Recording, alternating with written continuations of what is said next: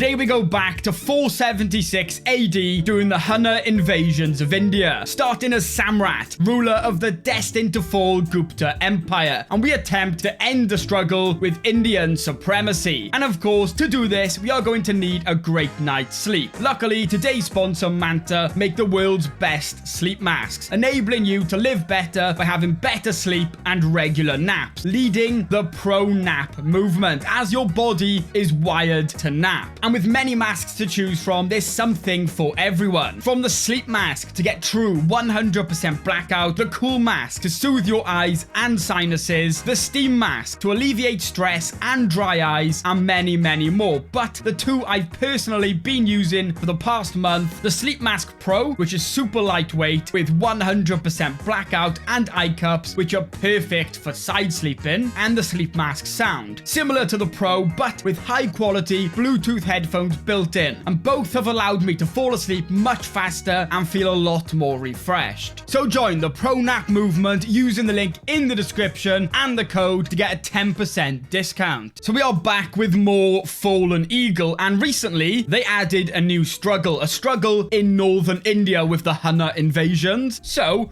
we are going to be starting as the Gupta Emperor, and we are going to attempt to save this destined to fall empire from the invaders. And we are going to attempt to end this struggle with Indian supremacy. So to do this, there's a lot of things we need to do. And the main one being holding 75% of the North India and Turkmenistan region. Currently, we have 49%, and we do need to hold at least 4 of these main duchies. Now, the big problem is going to be more these northern ones, right? And, of course, this one down here, which is held by the Sassanids, and they are extremely powerful. So hopefully they don't expand anymore into the region and we don't have to constantly go to war against them, because that will make things really tough for us. And up here we have the Nezak Huns, the Alcon Huns, and this guy right here, he does also have like the migration Casus Belli and stuff, but he's Zoroastrian. I was thinking about doing it as him, but I thought it'd be quite cool to try and defend the invasion. And maybe if you want to see it, in a few weeks, we could try again as this guy, and then we could try and end the struggle with foreign subjugation. It's pretty similar, but like the opposite way round, of course. Now, we start out in the invasion phase, so that's like a lot of like effects for warfare and stuff like that. And it does make the nomadic migrations cheaper. So that could be a big problem. Then we can go into glory or interchange and then back around. I think these are the only 3 phases. I don't think there's any more that you can't see. It just goes between them. And for the decision, we either need to be in the invasion or glory phase. So hopefully when we get close to taking the decision, we can kind of steer it to the interchange phase, but we'll see. And starting out, I think the first thing we should go for is that 75%. So the easiest way to do that, I think, is going to be starting wars that hopefully we can win quite easily. And as we're in a struggle, we can use the struggle clashes. So maybe we should go on a pilgrimage, just first thing we do. And then hopefully after that, we can get quite a lot of piety. Okay, so we're up to 1,024. So not bad. And now what we're going to do is just start some struggle clashes. Easier wars at the start. Try and expand as much as we can before I assume these guys are going to start invading us. And then once we're a bit more powerful by taking up a bit more land over this side, then we'll start our own wars against them and try and take their land. Now, we could maybe build up a little bit. Our capital has manor houses and it also has a university. But I mean, we could spend some money building some farms and fields and stuff like that. But for now, let's just start war. We have war elephants and we also have some onagers. So yeah, our army is 26 gold at like full raise. So our army's really expensive. But you know what? War elephants could give us the advantage against the Huns. If we build enough of them, they're very expensive, but they are extremely powerful. Now, they're just sieging right there, so hopefully we catch them out. If we have to chase them, we will. There we go. They lost 500 men. Now what we'll do, we're going to split off a new army with our elephants. And we're going to take our elephants home and disband them. Just so we can save on the costs of them. So we're only losing 4.1 gold now rather than like 11. So that is fine. And we're already up 50%. We'll siege their capital. Hopefully get a nice capture. No, 91%. I think if we win another battle, we will end this. So maybe we should just chase them out. No more war score. Fair enough. So there we go. One more siege. And that is our first war. We've got to do this fast, right? Before the Huns, before they do come for us. Now, this war, it looks like the Sassanids are going to win, which means they're going to get a massive expansion and probably get way more powerful. And yeah, we are going to have to go to war against them. I guess we could pick up the other duchies first. Like, if we look at the decision, we do only need 4 of these. So we could just pick up another 4 and not fight them, but maybe we get every other thing checked off and we end it in a massive war against the Sassanids. And I believe they're probably going to get way more powerful than we can quick. So we're going to have to try and keep up with them and take over their land. But I think that would be the best way to end it, if we can even get there, that is. Okay, we do also have access to a forced vassalization Casa Spella. It's only 500 prestige on this guy, whereas if we come down here and use it on him, it's like 3,000. So I think it might not be a bad idea to use it on this guy, and then we can struggle clash this guy and we'll border all his counties so we can pick up all his land as well. So I reckon we're gonna do a forced vassalization on him, hopefully win that, and if we can, struggle clash that guy to the north, and we should pretty much take out each of them with ease. I'm not even going to bother chasing his army. We're just going to siege. He hasn't got too much land, so it shouldn't be too difficult to siege. And I mean, I don't even know where his armies are, so I don't even know what they're doing. He is in another war, so yeah, maybe he's focusing on that one. Maybe his armies are down there or something. But that just leaves his land completely open. We're already up 90% from 2 sieges. So this last siege, and there we go. So he is now our vassal. Now, he's not exactly going to like us, but he's not super powerful, so I'm not that worried about that. But what we can do now is go to this guy, who is right on the border of the region, and we should hopefully struggle clash. There we go. We pick up all of his counties now along our border. I mean, we didn't exactly give our armies a chance to recover then, so that might not be the smartest play. But let's just jump in on his capital, and we got to fight as well. One of his armies taking us up to 45% from that one battle, and I didn't even mean to do that. There we go. We took his capital. And just like that, we have expanded all the way to the east of this region. We do need, like, some of this. Like this one, like, county or duchy here. But already, we are up to 60%. So we do still need another 15% of the war target. Now, the Sassanids did win that war. They're up to 9,200 men. So if we are going to save a war against them to last, we've got to either hope they get battered in some wars, which is not very likely when not even the Romans are as powerful as them. I think they are the most powerful people in the world right now. So we're going to have to somehow match their power. Now, we are making 11.4 gold per month, mostly from vassal taxes. And I do find out a lot about India. It's mainly in the base game as well. Like, you get a lot of money from your vassals because there's just so much money to be made in India. So I'm assuming it's pretty much the same. Yeah, look, it's just so highly developed. So your vassals will just start making a lot of money, therefore pay you more tax. So as long as you can keep your vassals happy, stop having too many wars with them so they're not spending money on troops, they can start making really, really good money. Now, I think we are going to have to at least somewhat build up our capital duchy, because one of the things we do have as this start is we are primogeniture. So our oldest child will inherit all of our titles, so we do not need to worry about succession. But, I mean, we probably should look to marry now. We're 26. We can marry her. She's 34. And she's a genius. So hopefully, she gives us a few children. Hopefully that are geniuses. And our succession is already sorted out just like that. Now, it seems this has changed from the Alcon Huns title it did have. So he died of old age. The title is still the same. I guess just the name has changed. It didn't, like, carry on. But, I mean, he still has access to all of the migration Casa Spellas, I'd imagine. I mean, if we don't hurry up, I got a feeling the Sassanids are just going to take all this land for themselves. So we can't be too long doing this. So yeah, I think before we take on the Huns, I'm at least going to build like farms and fields in all this land that we hold if we can, just to get an extra few gold per month so we can support them, because elephants are really expensive. And maybe if we had enough income, we could build more elephants, though at 400 per unit, they are so expensive. So maybe not, but we will see. And I've got to keep remembering to station my elephants. I always forget. And this county here is giving them a plus 50. So that takes our elephants now up to 300 damage, which is insane. There we go. We've got a daughter and heir, and she's a genius, so make sure she's educated well, hopefully. I mean, we could also pick up a court tutor. We have one that is good, so we may as well do that. And we have enough money, so once these farms and fields are built in our capital, I'm going to pick up a tier 2 manor house. And then just from this one building, we'll be gaining an extra 1.1 gold per month. There we go. So with all that built, we are now making 17 gold per month. We've built up our manor houses, our farms and fields, and everything like that. Like, Like, a lot of them still in even tier 2. But I think it's probably the best thing now to start upgrading our army. Now, I won't upgrade our war elephants to max just yet. I think we'll pick up some bowmen just because they're cheap,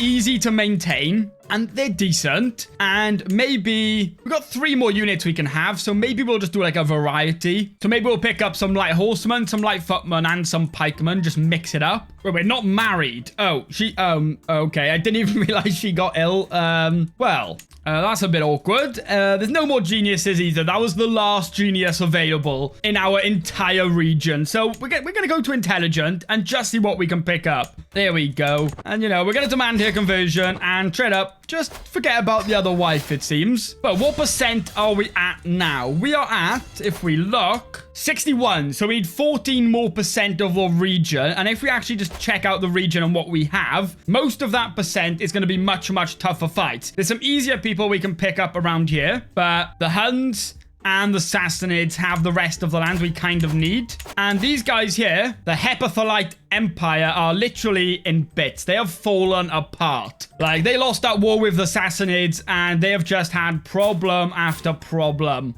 So maybe what we should do is try and get as much land as we can now before we go into the glory phase. So we have this guy here. He's a murderer. Killed some random guy, fair enough. But I reckon we should do a struggle clash against him and try and take as much land as we can now before we wrap back around. And once we're in the invasion phase next time, hopefully by that point, we are powerful enough to take on the Sassanids and end this struggle. We do need some piety to do this, but I mean, we only lose some devotion. I don't think that really matters.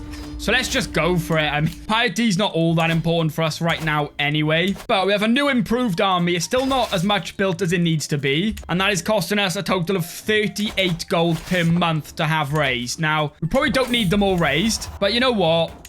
Let's just go for it. We're going to have elephants smashing into their walls. 45%. I do want to, like, fight with this army. I just want to see how much we crush them. So I reckon let's just chase them down for a bit. We're wasting money, but that's fine. You know, we've got to test this army out. There we go. We caught them anyway. I think when, like, the AI are close to finishing a siege, they just don't abandon the siege no matter what. Whereas if they just started a siege and they see a way bigger army coming, they do, like, more often than not run away. But we better have killed most of them. Yes, they had 7 survivors. So we're going to jump on this last siege. 5 speed through that.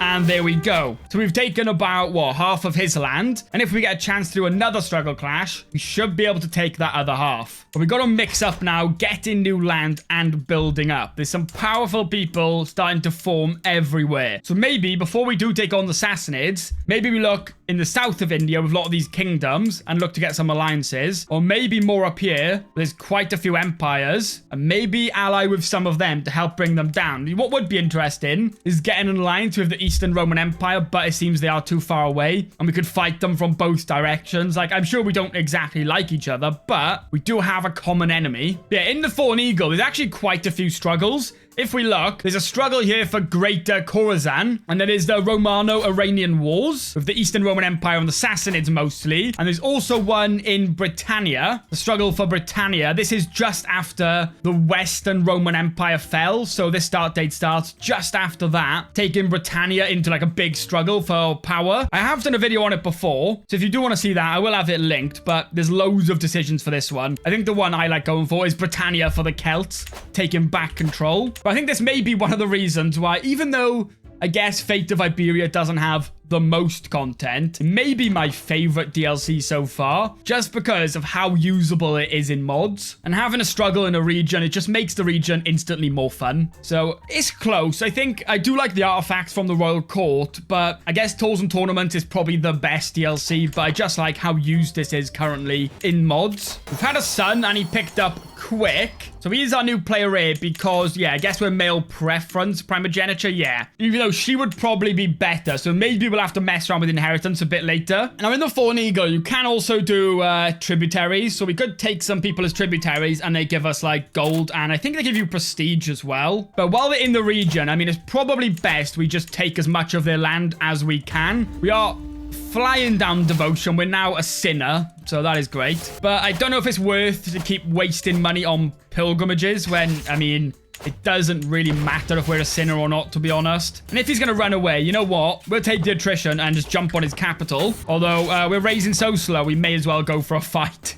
There we go. And then, you know what? We'll just siege the war target then quickly. Because our elephants are doing so good right now. But you're going to see how quick that can flip when we face the Sassanids. It is nowhere near going to be as easy as this has been. Now, we are starving, but I'm just going to hold out these last 2 sieges because that should end this war. Hopefully, I think. Although they are just sieging a lot of our land, so that is making it drag on a little bit more. But as they weren't sieging my direct land, I didn't really care. So if we do that, as you can see, our empire is now pretty massive, but the Sassanids are up to 11,400 men, so we don't exactly compare to them soon. Hopefully, this Romano-Iranian war struggle starts a massive war against the Eastern Roman Empire and the Sassanids, weakening them enough where we can jump in. There we go. Our vassal taxes have gone up. When I last looked, they were 14. Now they're 20. People are gifting me artifacts, paying ransom, so we'll get out of debt in no time. And we should be out of debt quick enough where we can rebuild our army, and then these vassals can't push their faction anymore because they're not going to be strong enough. 7 months, so we've got to be quick.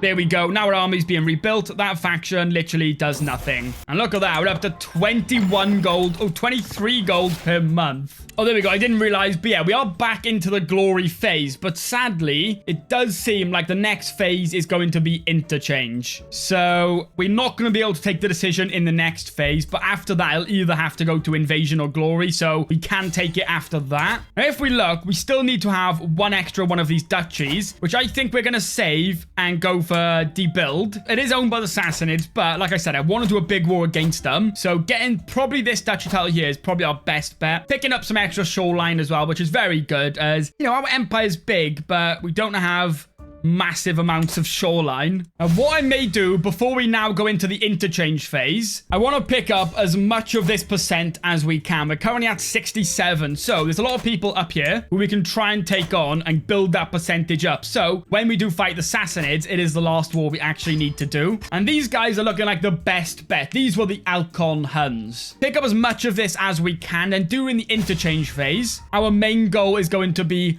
building up our army and our income. So once we're back to either the glory or invasion phase again, we can start a major war against the Sassanids. So for our next one, I think struggle clash against this guy, just make them weaker. And at that point, I mean, any of the Hun invaders from the start are practically gone, right? Once we take this off him, he's going to be so much weaker. Although the land he has left is so defendable with loads of impassable terrain. It's going to be really hard to take this north part off of him, I think. So luckily, this struggle clash, you know, it's going to be a little bit easier. We did just have to go on a pilgrimage, as you can see, because we were a sinner, so we couldn't do any struggle clashes. But we're going to try and get this over as quick as we can. Let's try and siege in as many places as we can at the start. I don't see his armies yet. Okay, there they are. There's 2,400 there.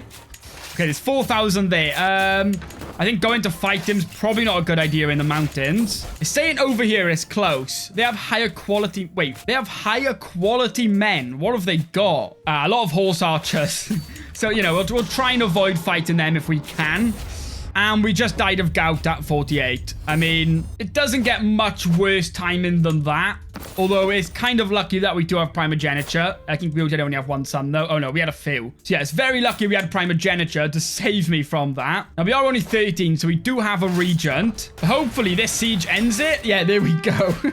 So we didn't even need to fight his armies. He just kept them there waiting. But that is going to save us a lot of trouble. Okay, so this may be the perfect time to strike. As you can see, we have built up quite the war chest. A few people have wanted to buy truces with me and stuff like that, which you get a lot of gold from. So we can't attack this guy, but that's fine. But we are in the interchange phase, so we can't end the decision now, even if we wanted to. But we are up to 73% of region control. So hopefully we have this duchy claim for this duchy right here. Hopefully that counts for 2%. I don't know if it will, but I'm hoping it will. Because right now the Sassanids are at war against the Romans, as the Romans are doing a clash against them. And yeah, the Sassanids have had a pretty rough time. As you can see, changed hands quite a few times in just a few years. So they are much much weaker than they once were. We've managed to build up our army, save a bunch of gold. We don't have any allies, and we do have 2 daughters, so we may as well maybe bring an ally with us. Now, they have asked for like 5-6 alliances. They keep asking us for an alliance, but we do keep saying no. Now, there's a kingdom down here with 4,000 men. That is a pretty good alliance. We'll take that, and for our daughter, we'll see if there's a nice alliance with a matrilineal marriage. Ooh, no, we cannot. They are our worst enemies, the Alcon Huns. We cannot get a marriage with those. We refuse. Ooh, they're a nice big kingdom. You know what? I like that. It's matrilineal as well because she is our primary heir. So the last thing we want to do is make the mistake of marrying her away. Now, I'm hoping we can win this war without spending too much gold because for the decision, we do, of course, need to be exalted among men. So I might spend a lot of gold building as many kingdom titles as I can,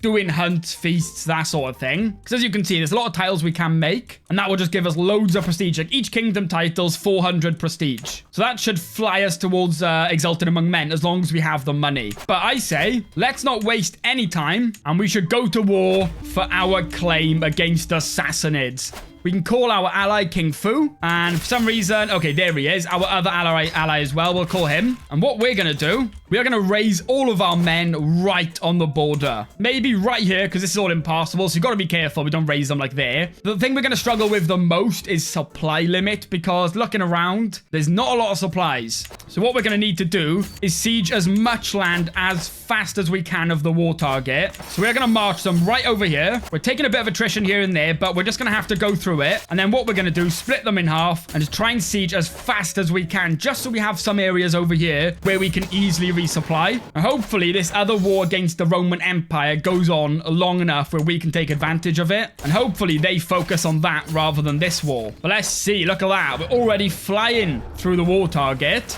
So we can split them up and actually try now and collect some supplies before we all just start starving to death. Now, all our allies are here. I don't know where their armies are. I'm assuming they're probably over here fighting then, because a lot of their land is sieged over here by the Romans, who are up 34%. So I don't know how much land they lose if they lose this. Is it just this? Because then I'll be surprised if they don't focus on our war, because our war is going to lose them a lot more land. But I mean, I'll take it. We may as well at this point go back up here and start sieging all this land as well. We'll keep them split into 4 just to try and save on that supply limit as much as we can, so we're not rinsing them instantly. But of course, doing this, we have got to be careful a massive army doesn't come marching down and take us on. My problem, I play like this, fully zoomed in, so I wouldn't see them until they're there, and they're going to get to us quicker than our allies can get to us. I see something there. Don't know what that is. Okay, our allies are being brave. What is this? Warring vassals. So my 2 vassals are locked in battle with each other. Okay, so, I mean, do we want to do anything about this? Probably not. If we can, though, we'll persuade them to stop it. No, fair enough. Well, I mean, you do your war then. You do you, I guess. I mean, I'm not going to stop you. And I mean, we have hit 100%, but we haven't even had a battle. I think we have, yeah, the full war target sieged. What I'm going to do, we're going to be brave. We're going to go by sea. So we're going to get them all on their ships, take all the elephants by boat. Our allies, yeah, don't know if they're going to follow us, but we are going to come up around here to their capital. All land right there. Because look, we could end the war now, but we are coming to absolutely destroy them, not just win. Okay, we've got the disembarkment penalty. They're right there. You know what? Let's go for it. Maybe we should wait. This may have been a mistake. Because we do have a disembarkment penalty. I was not expecting them to be here. Oh, as the other war's ended, that's why. I was expecting them to still be fighting up here. But no, they're right there waiting for us. Somebody must have told them. Oh, it ended anyway? Oh, so it seems if you keep a war at 100%, eventually it just ends. I didn't know that, which is kind of sad because I was expecting to get some proper revenge. We can now enforce Indian supremacy. For many years, the native peoples of North India have fought long and hard against the Hunners invaders. Ever since they spilled into the region from the north, they have been annoying pests at best and brutal, worthless plunderers and conquerors at worst. However, that ends today. Under Aryavata leadership, the Hunners have either been driven out or defeated to the point where they are either irrelevant or pathetically serve us. So we get 3 options here for bonuses that we want. So Indian Majesty, more diplomacy and renown gain. Indian Might, more martial and mercenaries are 20% cheaper to hire. And Indian Opulent, more stewardship and buildings are 5% cheaper. You know what? Others will be in awe of our wealth and abundance. And this is just another thing now saying that we have stopped the Hunter invasions. Now, I'm quite sad. We didn't experience any invasions. Like, in real life, I believe the Gupta Empire fell to the Alcon Huns because they were just fighting them and whatever else. But today, I mean, we managed to survive that with ease and end the struggle and kick the Hunters out of our homeland. But like I said at the start, there was a guy here who started, I think it might be... I don't know which guy it was at the start now. Maybe you. I think it was you. Who is a really hard start. Like, even at the start, it says Herculean difficulty. Maybe we could start as him and then try and do the opposite, where we end the struggle for the Hunters and do loads of invading. So if that is something you would like to see, please do let me know in the comments. But for today, I'm going to leave that there. So thank you all so much for watching. Hopefully you did enjoy. And I'm going to end the video with a massive thank you to the channel members. We have Toxic Flame, Mr. Diesel, and Zehamas. But yeah, thank you all so much for watching. And hopefully I'll see you in the next one.